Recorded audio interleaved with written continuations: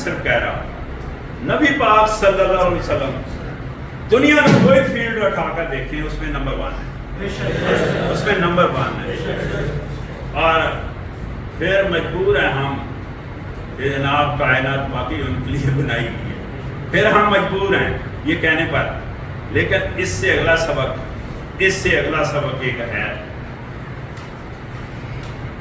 وہ شرط ہے کہ اس کی کسی ایک بات پر، ہزاروں باتیں ایسی ہیں، کسی ایک بات پر بھی ہم عمل نہیں کرتے تو پھر بات وہی عمل نیت، عمل نیت، عمل نیت، اس پر بیس کرتا ہے۔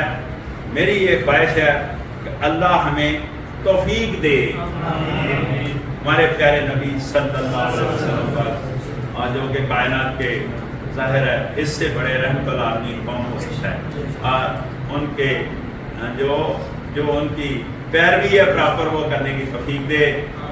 آپ کو میں بتاؤں کہ جتنے بھی اولیاء کرام ہیں، جتنے بھی اولیاء کرام ہیں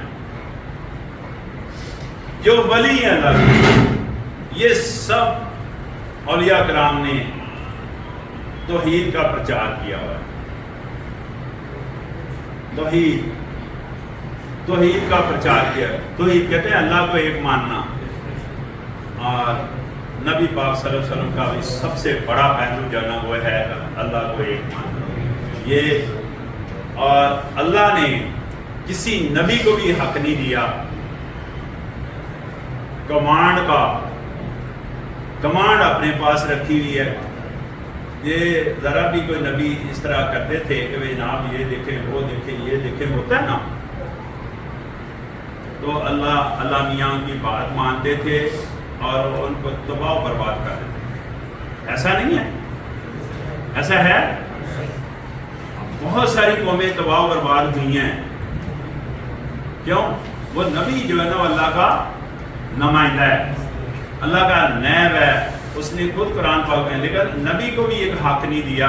وہ کون سا حق ہے؟ وہ کہتے ہیں just to convey the message, not more than that, آپ میرا پیغام دے لوگوں کو، ان کی اصلاح کرنا، ان کو ہدایت دینا میرا کام ہے، یعنی اللہ پاک فرمائے۔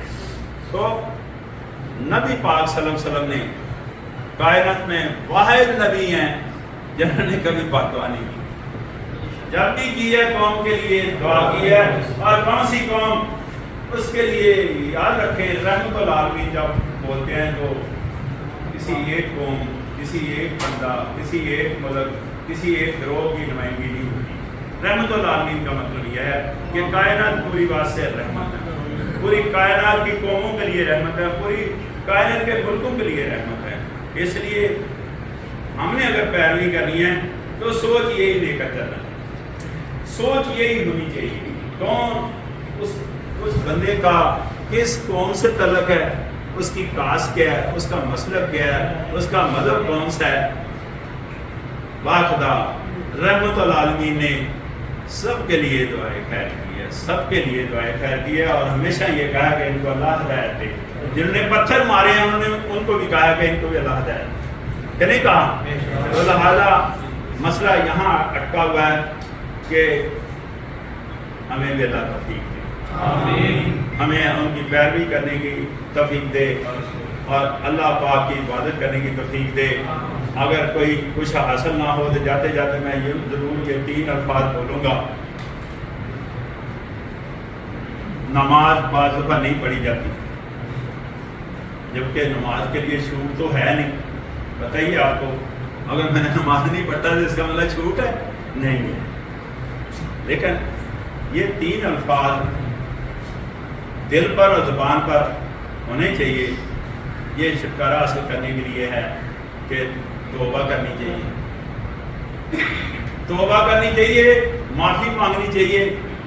تو جو سب سے قرآن پاک کا سب سے نچوڑ اور بڑا ایلیمنٹ ہے وہ ہے شکر ادا کرنا چاہیے اللہ پاک کا۔ تو یہ 3 الفاظ میرے خیال میں اس کے لیے کوئی ٹائم نہیں فکس ہونا چاہیے، ورنہ میں بابا بلے شاہ کی وہ بات اور کرنے لگا ہوں کہ مولوی 5 وقت ہی 24 گھنٹے، اس کا مطلب سمجھتے ہیں کہ 5 وقت کی اشارہ ہے کہ نماز 5 وقت ہوتی ہے، 5 ٹائم ہے نا اس کا رکھا ہوا فکس، اور 80 24 گھنٹے اس کا مطلب ہے کہ ہر وقت اللہ کو رجوع کرتے ہیں، ہر وقت اللہ کی عبادت میں رہتے ہیں، یعنی اللہ سے رشتہ قائم کر رہی ہے.